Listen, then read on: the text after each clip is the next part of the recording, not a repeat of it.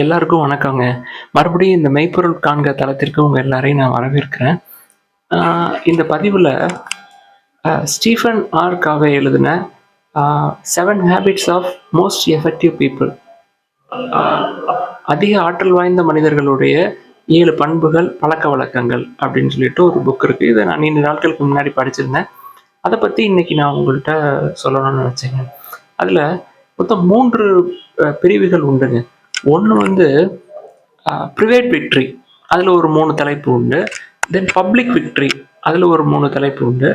தென் renewal, அதில் ஒரு தலைப்பு. மொத்தம் 7 தலைப்புகள் வந்து அதில் உண்டு. அதில் முதல் தலைப்பில், அதாவது தனி மனித வெற்றி, ப்ரைவேட் விக்டரி அப்படிங்கிறதுல first one, be proactive. Then second one, to begin with end in mind.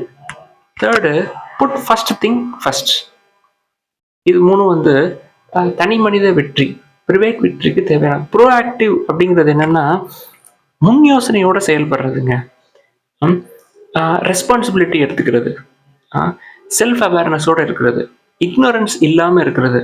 இதற்கு நான் தான் பொறுப்பு அப்படின்னு சொல்லி அவர்களுடைய சிந்தனைக்கு, அவருடைய செயல்பாடுக்கு, சிந்தனையும் செயல்பாடும் சேர்ந்து ஒரு முடிவுக்கு வரும் இல்லையா, அந்த முடிவுக்கு நான் தான் பொறுப்பு அப்படின்றது எடுத்துக்கிறது. நம்ம வந்து ரெஸ்பான்சிபிலிட்டி எடுத்துக்கிறது.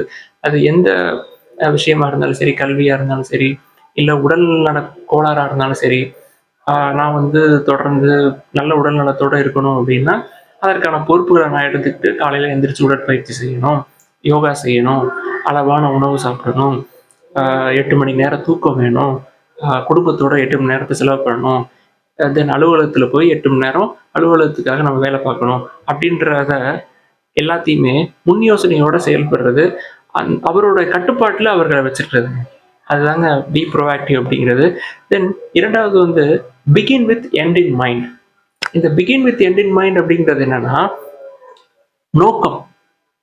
அந்த நோக்கத்துக்காக நீங்க தொடர்ந்து வேலை செய்யறதுங்க. இதுதான் என்னுடைய நோக்கம். இந்த 5 ஆண்டுகள்ல நம்ம போன பதிவுக்கு முந்தைய பதிவுல நோக்கம் பத்தி பேசணும் இல்லையா? ஒரு 12, 13 வயசுல இருந்து ஒவ்வொருத்தருக்கும் நோக்கம் வந்து உருவாக வேண்டும் அப்படின்னு சொன்னோம் இல்லையா?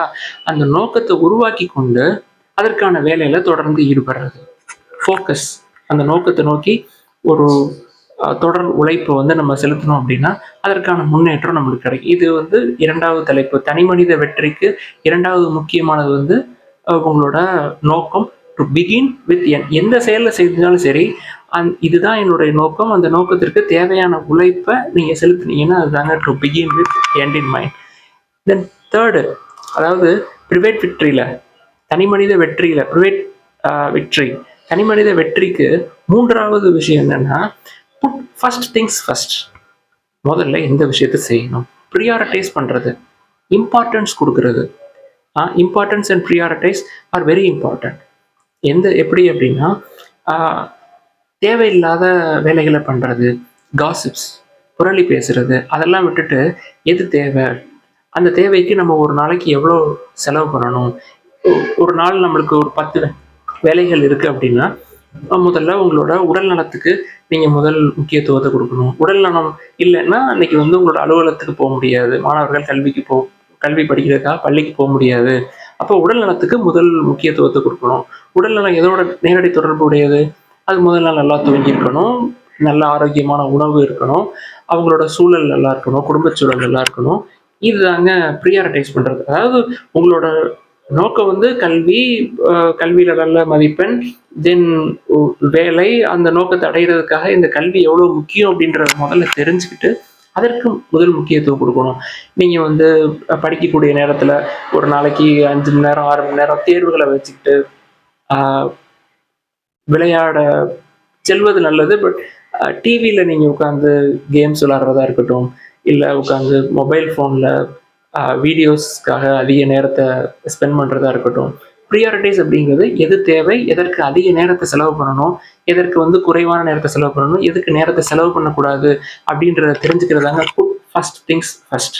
முதலில் செய்ய வேண்டியவற்றை செய்து முடிப்பது தாங்க 2வது. இந்த 3 வந்து ப்ரைவேட் விக்டரி. தென் பப்ளிக் விக்டரி, பொது வெற்றி. அதுல ஒரு 3 பாயிண்ட் இருக்கு. அதுல ஃபர்ஸ்ட் வந்து திங்க் வின் வின். அதாவது உனக்கும் வெற்றி எனக்கும் வெற்றி என்று சிந்தனை உடையது. அப்படியான சிந்தனை வந்து நான்காவது. அது பொது நம்ம வந்து ஒரு ஆஹ், பங்கு வாங்குறோம். ஃபார் எக்ஸாம்பிள் நான் ரொம்ப நீண்ட நாளாக வச்சுட்டு இருக்கிற ஒரு பங்கை சொல்றேனே, ஐடிசி அப்படின்னு சொல்லிட்டு ஒரு பங்கை வந்து வச்சிருக்கோம்.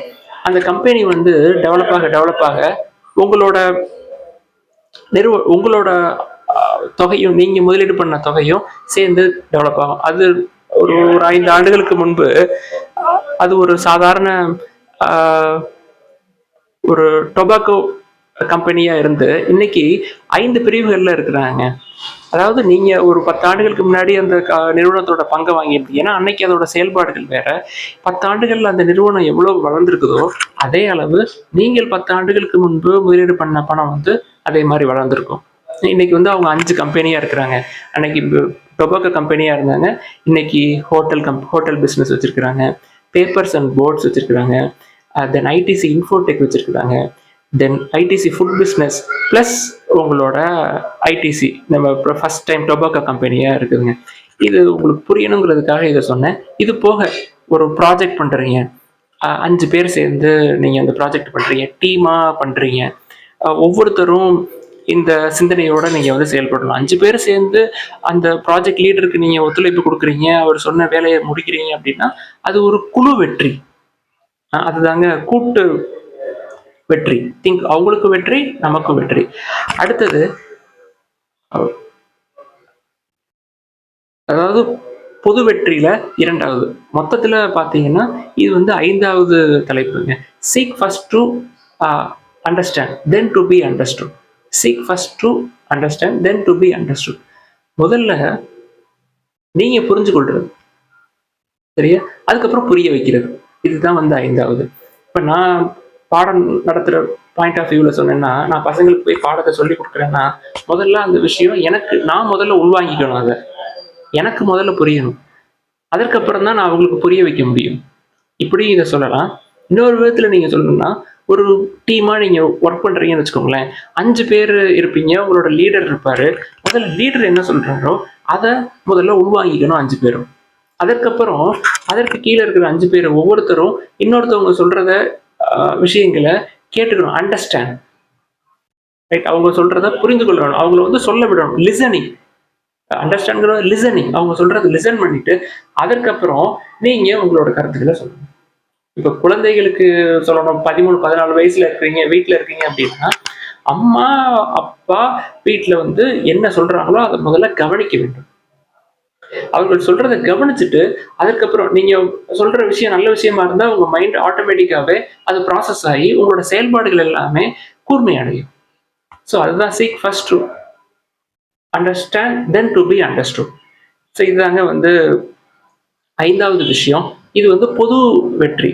6வது விஷயம் என்னன்னா சினர்ஜைஸ். சினர்ஜைஸ்க்கு ஒரு பெஸ்ட் எக்ஸாம்பிள் என்னன்னா, மேத்தமெட்டிக்கலி ஸ்பீக்கிங் 1+1 = 2. ரைட்? இந்த சினர்ஜி அப்படிங்கிறது என்னன்னா 1+1 எப்படி இருக்கும்னா always greater than 2. Synergical point of வியூல 1+1 2 விட அதிகமா இருக்கும். அது எப்படி? ஒரு பெஞ்சை தூக்குறீங்க, சரியா?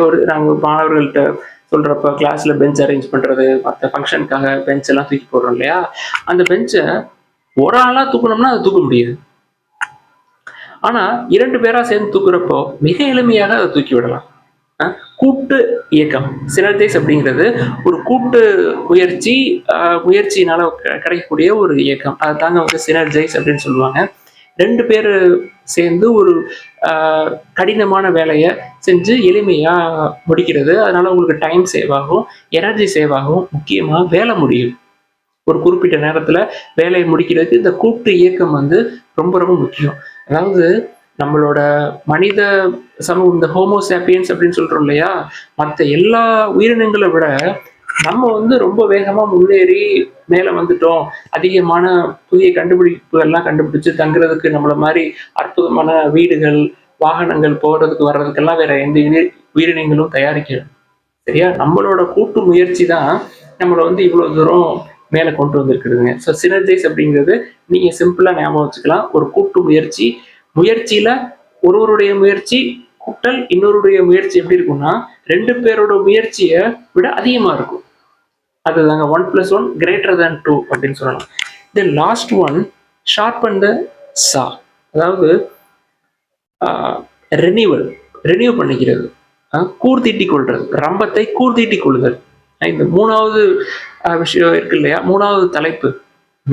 ஃபர்ஸ்ட் பார்த்தது வந்து பிரைவேட் விக்ட்ரி, அதாவது பொது தனி மனிதன், பிரைவேட் அப்படிங்கிறது தனி மனிதம். தென் செகண்ட் ஒன் பப்ளிக் விக்ட்ரி, பொது வெற்றி. தேர்ட் ஒன் ரெனியூ, உங்களை நீங்களே புதுப்பிச்சு கொள்றது. இன்னைக்கு இது ஒரு அருமையான கதை, நான் சின்ன வயசுல படிச்சிருக்கிறோம். ஒரு தாத்தாவும் பேரனும் மரம் வெட்டுறதுக்காக காட்டுக்கு போவாங்க. தாத்தாவும் பேரனும் ஒன்னாதான் எந்திரிப்பாங்க.